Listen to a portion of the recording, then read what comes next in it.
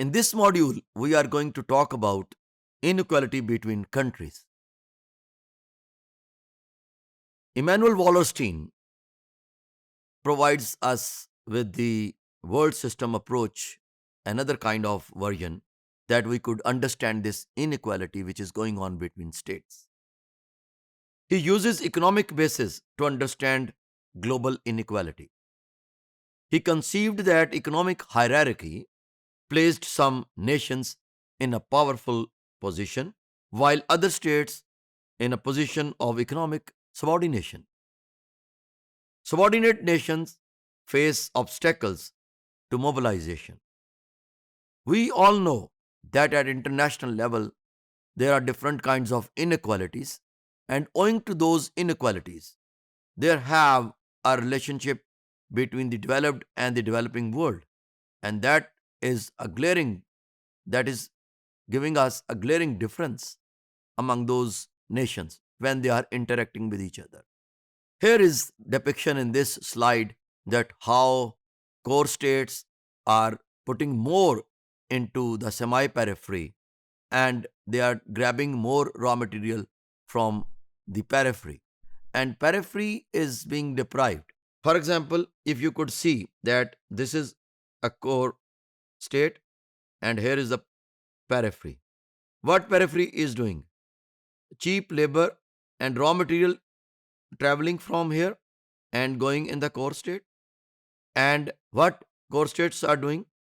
It's also providing it in semi periphery after transforming that raw material into finished good, and also giving back it to the periphery with the expensive rates. This is how it is happening that inequality is going on in global village. So you can imagine that in this world system theory, where high profile consumption goals जो हैं वो किस तरह से goods जो हैं वो from core to periphery and semi periphery are being given after taking from the same source that is periphery. Interesting. But again, it's unfortunate also. So this stratification in the world system theory you can understand from this slide. Now that I was saying in our previous slides that we would explain you that how this stratification in the world system theory is done regarding core, semi-periphery, and periphery. There are core, Canada, France, Germany, Japan, United Kingdom, United States are the states which have economic prosperity and more healthier people as compared to the periphery or semi-periphery, and they have more say in decision making at global level. In semi periphery, China, India, Ireland, Mexico, Pakistan, Panama, they are having less say in the international system as compared to the core states. And then periphery, who are really at stake, I would say, in many aspects. Afghanistan, Bolivia, Chad, Dominican Republic, Egypt, Haiti, Philippines, Vietnam. Here are core nations who are dominant, and they are mostly capitalist countries, highly industrialized nations, technologically sophisticated and scientifically advanced, more urbanized.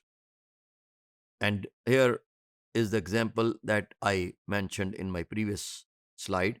For example, the United States is attributed as an economic powerhouse and global policeman.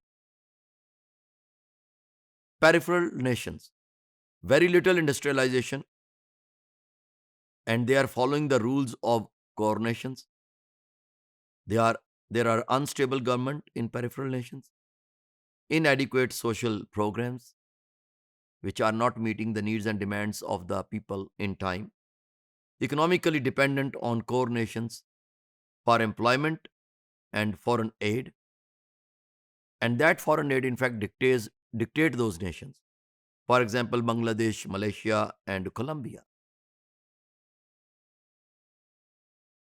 Semi-peripheral nations. In between nations, they are they are not powerful enough to dictate policy, nor they are major source of raw materials as periphery. However, They exploit peripheral nations.